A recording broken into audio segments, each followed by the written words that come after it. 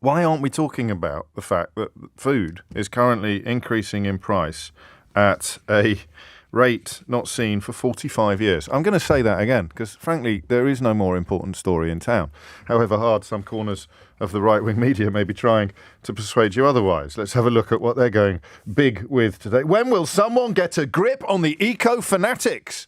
Asks the Daily Mail.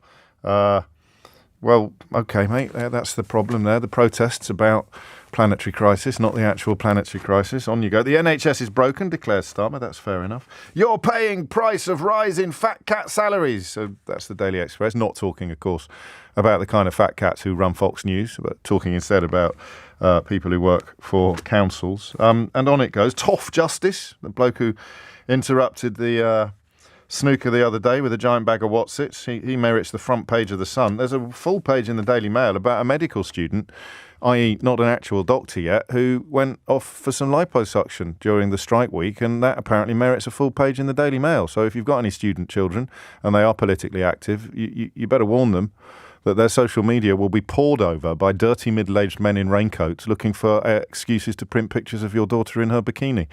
That's what passes for editorial policy at the Daily Mail today. I just can't believe my eyes some mornings.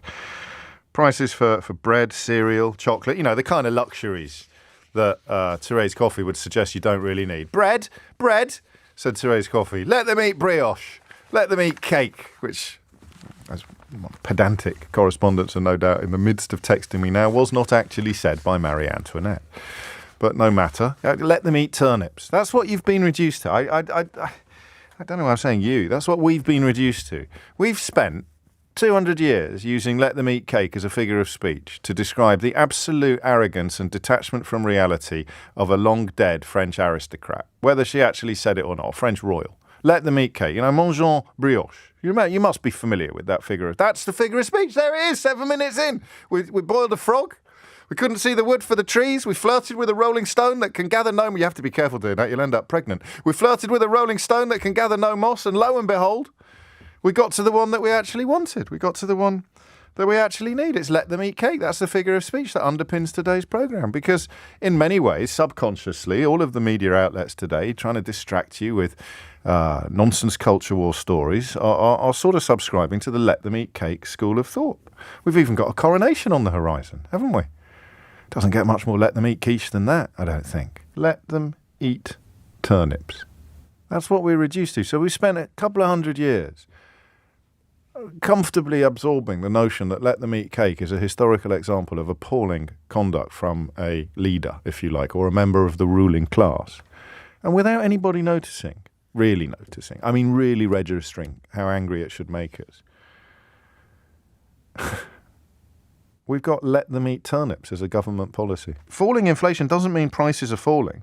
It just means that the rate of price rises is slowing. So when he pledges that inflation will be halved by the end of the year, which at the time looked like predicting the sun would come up tomorrow, but it's not looking quite as certain as it was when Rishi Sunak made that promise. He's not suggesting that your prices are going to start coming down. He's just promising that they'll only be going up by 4 or 5% a year, which your wages won't be, and that somehow will count as a government achievement. That's how mad everything is at the moment.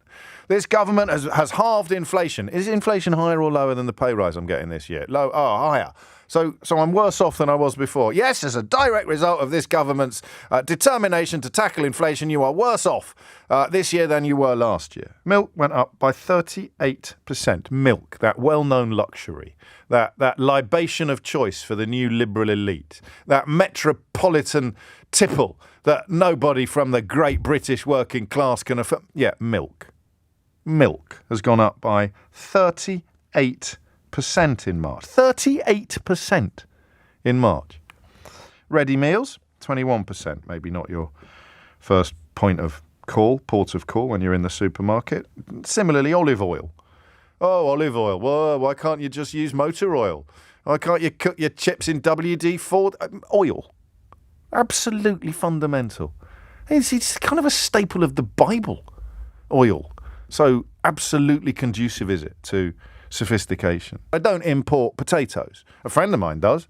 Sent me a picture yesterday of would you believe, of a bag of potatoes. And the point that he made was this. Just imagine a small potato producer on the continent having to submit a sanitation certificate every time he sends anything to the UK. It's the same with cheese. Why would you bother? It's a chuffing mess. That's the point. I mean, I thought I was going to do a short introduction this morning, but someone has to keep pointing this out.